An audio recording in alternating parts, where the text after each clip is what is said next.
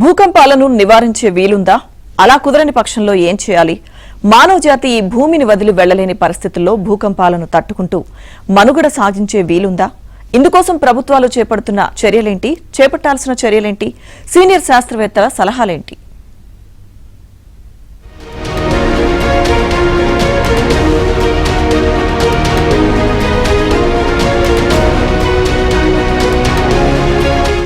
Myanmar భూకంపానికి సగాయం ఫాల్టే కారణమని తేల్చారు. Myanmar, Thailand అంతటా అది విస్తరించడం కారణంగా భూకంప తీవ్రత ఎక్కువైందని అన్నారు.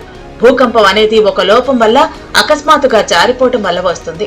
టెక్టోనిక్ ప్లేట్లు ఎల్లప్పుడూ నెమ్మదిగా కదులుతూ ఉంటాయి, కానీ ఘర్షణ కారణంగా అవి వాటి అంచుల వద్ద చిక్కుకుపోతాయి.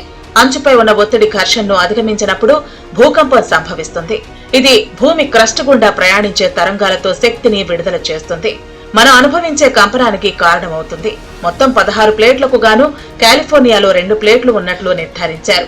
పసిఫిక్ ప్లేట్ సంవత్సరానికి 2 అంగుళాల చొప్పున ఉత్తర అమెరికా ప్లేట్ దాటి వాయువ్య దిశగా తిరుగుతుంది.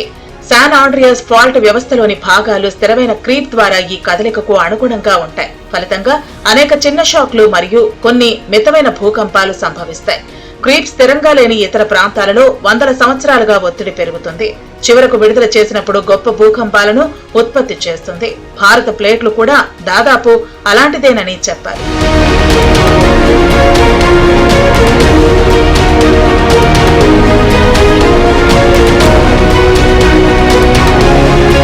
భూకంపం వస్తే ఎంతటి భవనమైనా చిగురుటాకులా వణికిపోతుంది. బహుళ అంతస్తుల భవనాల్లోంచి జనం కిందకు దిగేలోపే అది నేలమట్టం కావటం ఖాయం. కిందకు పరుగులు తీసి బతికి బట్టకట్టారంటే అది వారి అదృష్టంగానే భావించాలి. చిన్న చిన్న ఇళ్లు కూడా భూకంపానికి కదిలిపోయి భారీగా ఆస్తి, ప్రాణ నష్టానికి కారణమవుతున్నాయి. నిజానికి భవన నిర్మాణ శైలి సరిగ్గా లేకపోవడం, భూకంపాలను తట్టుకునే విధంగా నిర్మించకపోవటమే అవి కూలిపోవటానికి కారణమవుతున్నాయి. మీరు మైనమార్ ద్వారా మనం మైనమార్ తీసుకున్నాం. బ్యాంకాక్ 1000 కిలోమీటర్ దూరంలో ఆ ఒక బిల్డింగ్ కూలింది. దాని తప్ప ఎవరైతే ఆ కట్టడంలో ఉన్నారో వాళ్ళ ప్రాణాలే పోయాయి, కానీ వేరే చోట ఇంకా ఎక్కడ ప్రాణాలు పోలేదు. బ్యాంకాక్లో అది మనం గుర్తుపెట్టుకోవాలి.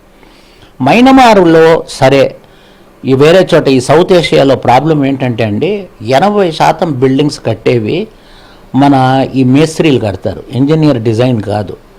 ఈ బార్ టెండర్ అంటే ఏంటి, పైన ఏదైతే మనం కప్పు వేస్తామో వాడికి బార్ టెండర్స్, అవి ఏవైతే మన ఇనుప సువ్వల్నితో కడతారో వాళ్ళని బార్ టెండర్స్ అంటారు. ఆ బార్ బెండర్స్, బార్ టెండర్స్ కాదు, బార్ బెండర్స్. ఈ బార్ బెండర్స్ ఈ మేస్త్రీలే డిజైన్ చేస్తారు.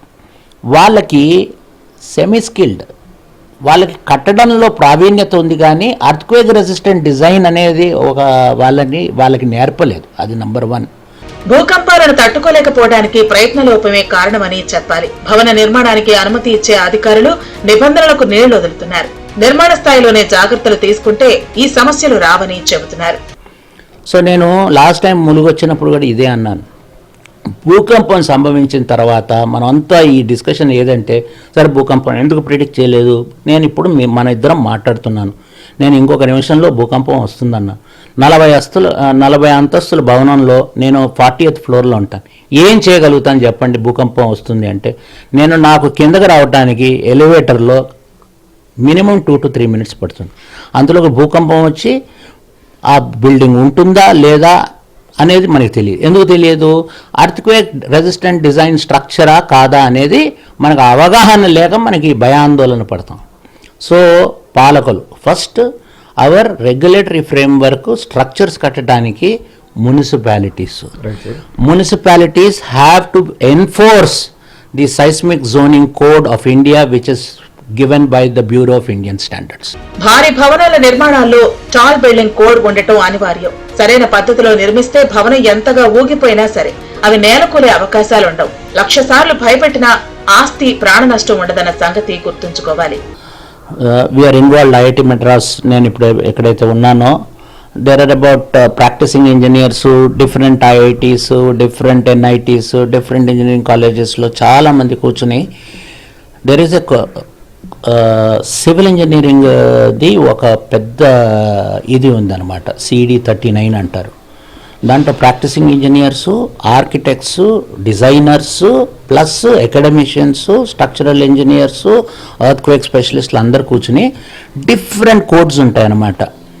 సో ఫస్ట్ కోడ్ ఏంటంటే seismic zoning map of India. అంటే ఏమిటంటే, మీరు నన్ను అడిగేది శ్రీనికేష్ గారు, ఎంత మోతాదులో మనకి ఇక్కడ హైదరాబాదులో భూకంపం రావచ్చు, మీరు డేటా లేదంటున్నారు, కానీ మీరు అధ్యయనం అంటే మీరంటే నేను కాదు, అందరూ ఎవరైతే అర్త్ సైంటిస్ట్ ఎవరైతే అధ్యయనం చేశారో ఈ రాళ్ల పొరలలో ఎంత ఒత్తిడి ఉంటే ఎంత తీవ్రతతో అత్యధికమైన మ్యాగ్నిట్యూడ్ ఎర్త్క్వేక్ రావచ్చు. నిపుణులు చెబుతున్నదొక్కటే, తర్వాత బాధపడే కంటే ముందే జాగ్రత్తలు తీసుకోవాలి. టౌన్ ప్లానర్స్ అనుమతితోనే భవనాల నిర్మాణం జరగాలి.